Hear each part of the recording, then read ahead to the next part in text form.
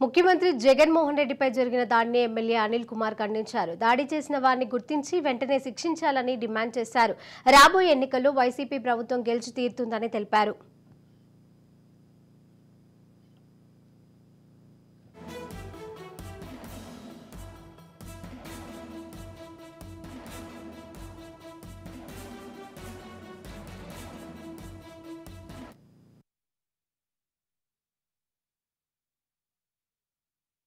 అందరినీ కూడా గుర్తించి శిక్షించాలని చెప్పి మేము డిమాండ్ చేస్తూ ఉన్నాం.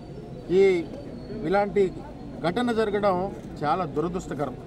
ఎందుకంటే ప్రజాస్వామ్యంలో ప్రజల దగ్గరికి వెళ్ళినప్పుడు నాయకుడు వీళ్ళందరూ కూడా ప్రజల దగ్గర ప్రజలు ప్రేమ చూపించినప్పుడు ఎవరో ఒక దుష్ట శక్తి కొందరు ప్రోత్సహించి పంపించినటువంటి వ్యక్తి ఒక ముఖ్యమంత్రి గారిని ఆ విధంగా చేయటం చాలా ఆశ్చర్యానికి గురి చేసింది.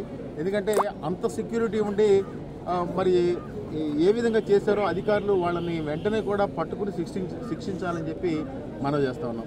ఇది ఒక వైపు అయితే జరిగిన సంఘటనని రకరకాలుగా చిత్రీకరిస్తూ రకరకాలుగా మాట్లాడుతూ చంద్రబాబు నాయుడు గారు and team, Pawan Kalyan and team అందరూ కలిసి ఆ సంఘటన ఎవరో వాళ్ళే చేయించుకున్నట్టు లేకపోతే రకరకాలుగా మాట్లాడుతూ ఉన్నారు.